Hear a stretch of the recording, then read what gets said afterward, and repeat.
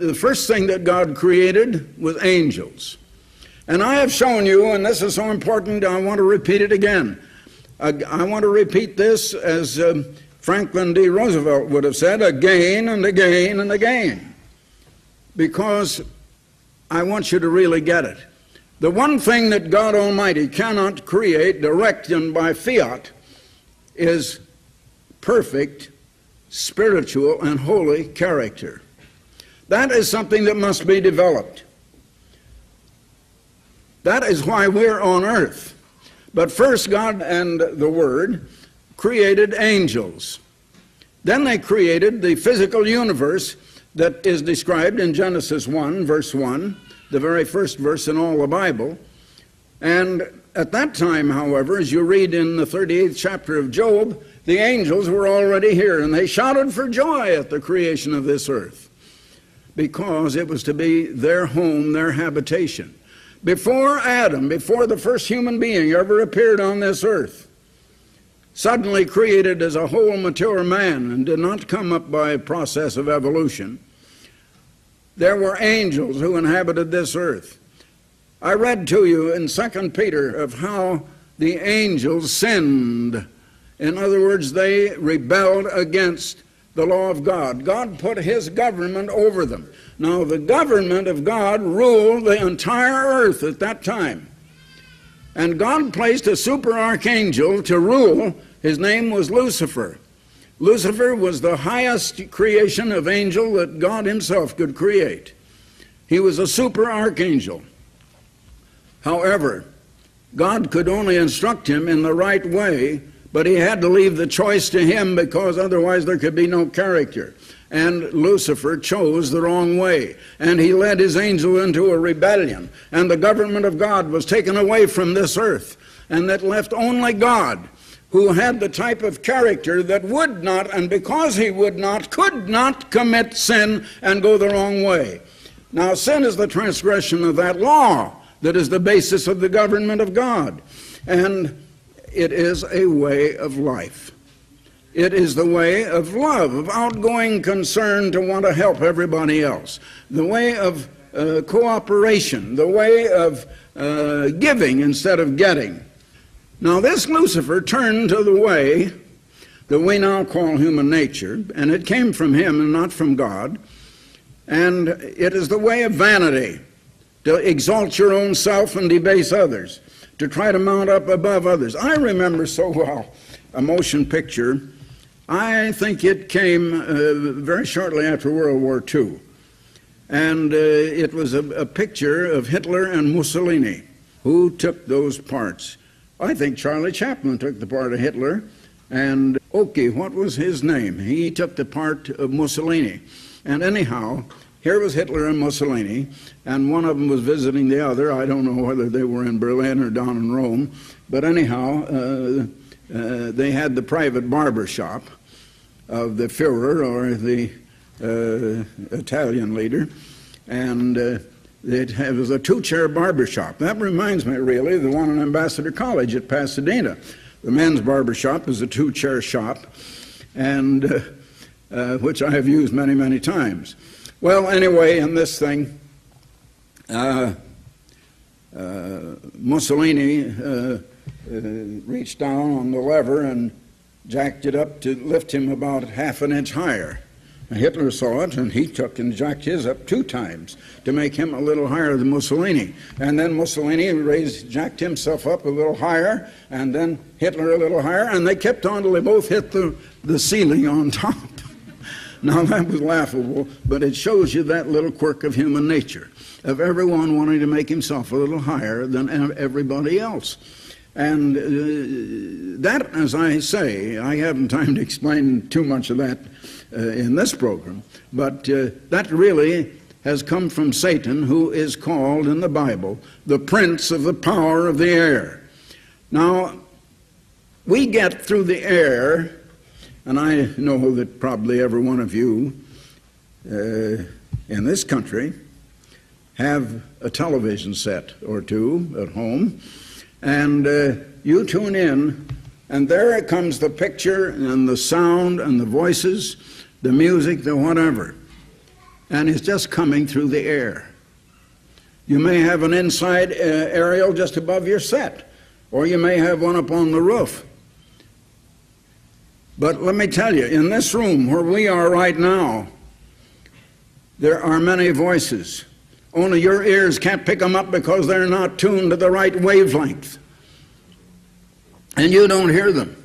But you bring radio sets in here and turn them into a number of different radio stations and get them on the right wavelength, and you can boost up the sound, and you'll find that you have a great conglomeration of singing, of speaking, and of every kind of noise. It's in the air, but we're not hearing it. Now, it's marvelous the things that we can send through the air today. Do you ever stop to think about that? We have come to the time, most of the inventions and the things we have come in my lifetime. I tell you, back when I was a little boy, we were still in the horse and buggy days. We had just gotten rid of the horse-drawn streetcars and had the first little, what we call little dinky trolley cars in Des Moines, Iowa, where I was born and reared. And I remember when the first automobiles came, we called them horseless carriages. And that was quite a sight. And if an automobile came past the house, everybody would run to the window to see it. Now, we often called them horseless carriages because some of them, they just took carriages and put a motor in it, and they put a stick to turn one. It wasn't a wheel to steer it, but a stick that would turn one way or the other. And I suppose most of you are not old enough to remember having seen one of those, but they called them horseless carriages because they had just taken a regular carriage and put a motor in it, and it was running. Well, one day when I was 11 years old, I remember my father said, "Hey, everybody, come quick. Here's a horseless carriage going by." And the whole family came running up to the front window, and sure enough, there was a horseless carriage. It was a carriage drawn by a mule. And my father had a great laugh. How does the human mind differ from an animal brain? An animal just looks with dull eyes, and he's not thinking because he doesn't have thinking capacity. But he has a brain just exactly and precisely like a human brain. Now, they have taken apart the brains of whales, of elephants. They're all a little bit larger than human brains.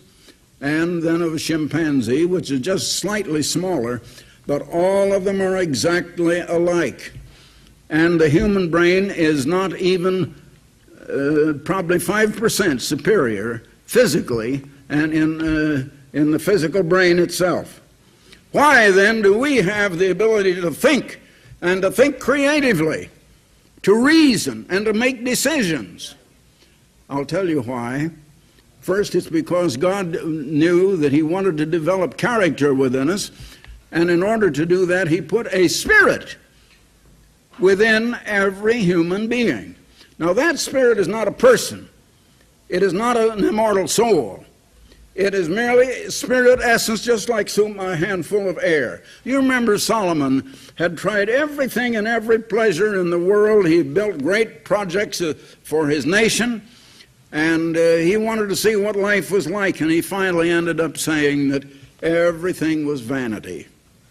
He said it was like grabbing a handful of air. What have you got? Nothing. And it's time that many of us learned that lesson. Solomon learned it a long, long time ago. But the spirit in every one of us is just like so much air. It is not a person. It cannot think, it cannot see, it cannot hear. Your physical brain sees through the eye. Your physical brain hears through the physical ear. And it is your physical brain that does the thinking, but the spirit in every one of us transmits the power of intellect to that physical brain. Now, where does Satan come from? This Lucifer that was set as a super archangel over the angels of this earth before man was put here, was said to be, and I read that scripture in the first one of the present series of programs, that he was perfect in all his ways from the day he was created. He was not born. He was a specially created being, and he was perfect in his ways as God created him. But it says, till iniquity was found in him. Now, God had told the angels the right way. He started this Lucifer out on the right track, but he turned he turned his angels into rebellion against God instead of going the way of God. In other words, God's great law, the foundation of his government, was the way of love, the way of giving, the way of cooperating, away from self, not incoming, but outgoing, and the way of helping, of concern for the welfare of others, and not just for yourself alone. The way of humility instead of vanity.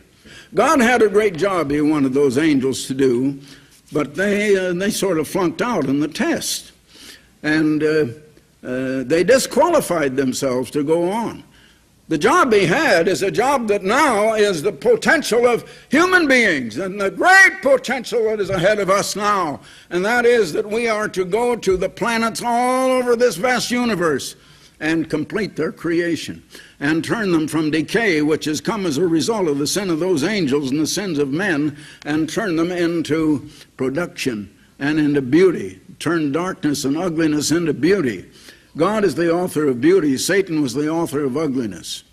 Now, this Lucifer, that was the super archangel, God changed his name to Satan the devil. Satan means Lucifer. Let me tell you first what his name Lucifer meant. Cherub, or shining star of the dawn. It meant he was a bringer of light and truth. But Satan is just the opposite. It is a rival, an adversary, or an enemy. And that is the meaning of the word Satan, the devil. Now, this Lucifer became Satan. He is an immortal being. And his angels became demons. And they get into people. I have cast a few of them out of people when they were in, and freed those people from that thing, because a demon can get into people and take control of their minds. Now, don't get alarmed, because a demon cannot get into you unless you completely lose your head in a rage of anger until you've lost all control yourself, or else you are seeking a spirit like some people that instead of seeking the Holy Spirit of God, they just want to seek, as they call it, the Spirit, and they agonize and everything to let any old spirit come into them, and that's what it does. A demon finally can. Now, I don't know of any other way a demon can get into you, so you don't need to worry, because if you don't do one of those things, no demon can get into you. But demons do get into people. Now, in the 6th chapter of Genesis, God saw that, and this is about 1900 years later, almost 2000, God saw the wickedness of man was great in the earth, and that every imagination of the thoughts of his heart were evil continually. Now God called Noah. Noah wasn't seeking God, but Noah was a man who wanted to be righteous. He was the only man that was pure in his generations by birth. So God now called him out of the world and says, Noah, I've got a job for you to do. I want you to build a great ship, and it's called an ark in the Bible. And he said, I'm going to bring a flood on this earth.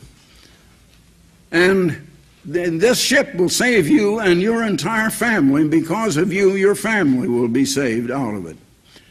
Otherwise, no flesh would have been saved alive even then. Noah did obey God and built the ship. He must have, I imagine that the people all around him must have jeered and mocked him and ridiculed him. Well, look at the great crazy fool, building a ship right out here on dry land. There isn't any ocean here. There isn't any water.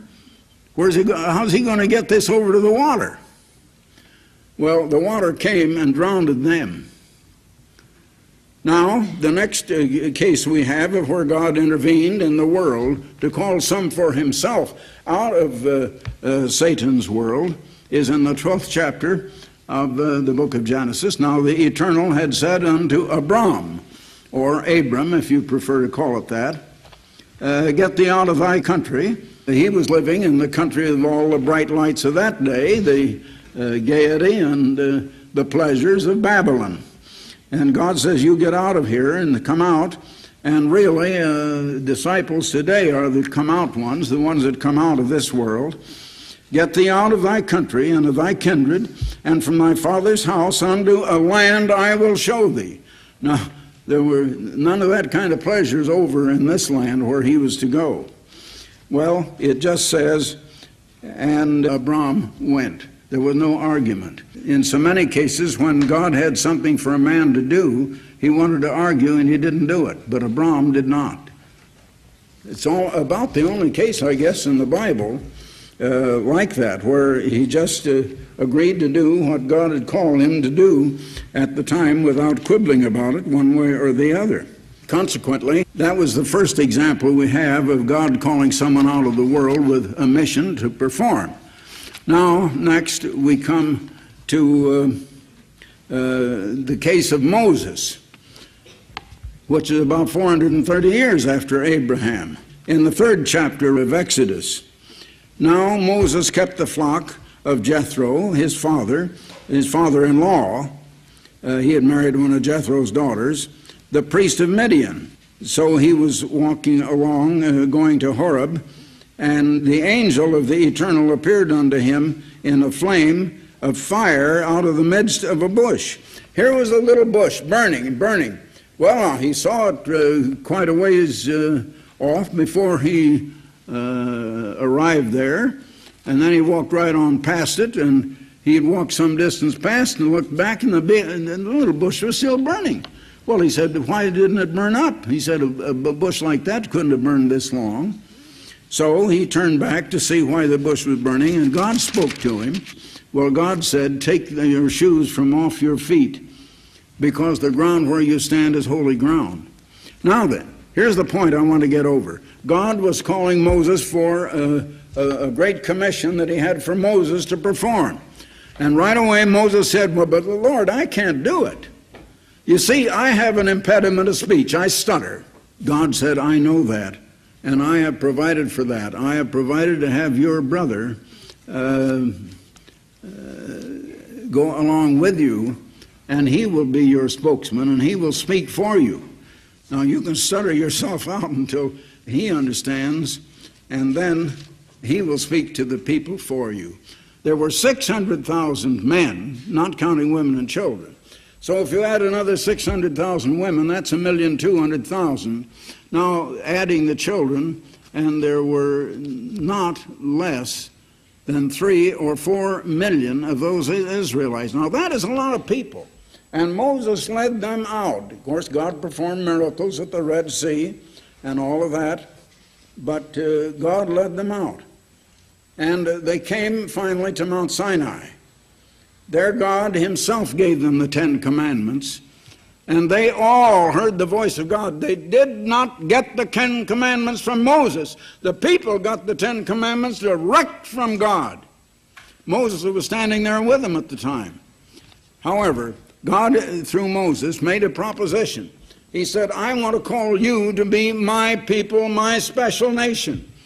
And he said, I'll tell you what I will do. If you obey my word, if you will obey my laws, I will make you the greatest nation on earth. You will be the wealthiest. I'll give you peace in the land. And if enemies come against you, 5 of you will chase 100, and 100 you will chase 1,000. You will conquer any other nation if they try to come against you, but you will have peace and you will have crops the year around. You will become the wealthiest nation on earth. You will have the greatest blessings of any nation. But listen, brethren, listen, God did not promise them spiritual salvation. Not at all. That was only to Moses, later to the various prophets. Well, Now, I want you to notice that the rest of the world all this time didn't know anything about God. They went out and formed their own governments, and their own governments, they got into wars one against the other, because they weren't trying to give, they weren't trying to cooperate and help, they were trying to get from the other nation. They were getting into quarrels and disputes, and they would invade in order to take away from the other. God wanted Jonah to go and warn Nineveh of a destruction that he was going to send to them, but if they would heed the warning, it wouldn't come. But Jonah tried to run away. He didn't want to do it. Notice that usually the men God calls don't want to do it. They want to run the other way. And this Jonah tried to run away in a ship. And he got on a ship. And God had him thrown overboard, and God had prepared a great fish to swallow him up. The Bible does not say a whale, but God prepared a great fish. Probably never has been a fish like that before or since. Anyway, it swallowed him up. And it was like being in the belly of the grave. And anyway, finally, Jonah there agreed he would do what God said, and so it was a type of the resurrection of Christ after 3 days and 3 nights. And he was vomited up, and then he did go, and he delivered that warning, and the city of Nineveh was saved. Now, after Jonah, and also after Moses, we come on down to the time when the children of Israel were governed through their prophets that God had called. Next came Joshua, and after that were the different so-called judges or heroes, or ones that God called to deliver Israel at different times. And then we came to Eli the prophet, and Samuel was reared under him, and God rejected Eli because he allowed his sons to go contrary to God, and he didn't correct them. Now we come down to the time of Samuel. Samuel had the Spirit of God. Samuel, though, was the one God was using to rule this people that he had called out of the world and separate from the world. Now you come to the 8th chapter of Samuel, and beginning with verse 4. Then the elders of Israel gathered themselves together, and they came to Samuel unto Ramah, and they said unto him, Behold, thou art old, and thy sons walk not in thy ways. Now make us a king to judge us like all of the nations. In other words, they wanted to become more secular. They wanted to get away from God's ways, and they wanted to be like the world, like Satan's world outside. And people are always like that. They're getting that way today. But the thing displeased Samuel. He went to God, and the Eternal said to Samuel, Well, you listen to the voice of the people in all that they say to you, for they have not rejected you, but they have rejected me, God, that God should not reign over them. The people didn't want God to rule them. Now, their forefathers, back in the days of Moses, had agreed to obey God. Now, it's been that way all the way through. We come on to some of the prophets even. There was Isaiah, and he said, Oh, Lord, I can't do what you want me to do because I'm a man of unclean lips. God had the coal off the altar brought on a pair of tongs to cleanse his lips, and God says, Now, who am I going to send? And finally Isaiah said, Well, then send me, here I am. God spoke to Jeremiah and said, I'm calling you out. I'm giving you a special call, and I want you to go before kings and people. And he said, Oh, but Lord, I can't do it. Well, I'm just a youth, and I'm not old enough. I can't do it. I'd be afraid of their stern faces. And God says, Don't fear their faces. I will be with you, and you will do what I tell you. And he did. Now, it has been that way all the way along. Now, I'm going to leave you with that. I've shown you that those that God called, that he once tried to get away and run the way like Jonah. They didn't want to accept it. And I didn't. I'll tell you, after I had been converted, it took them about 2.5 or 3 years of other people, several of them pleading with me to preach, and I wouldn't do it for 2.5 or 3 years before I finally found something that I just knew the people ought to hear And I wanted them to hear it so badly that I finally gave in for the first time I spoke before them. And my wife at that time didn't call that a real sermon, but I had something to say. I will say that. I had something to say. And they thought they had heard a good sermon, even though the delivery wasn't much like a sermon. Well, I say goodbye now. This is Herbert W. Armstrong saying goodbye until the next time.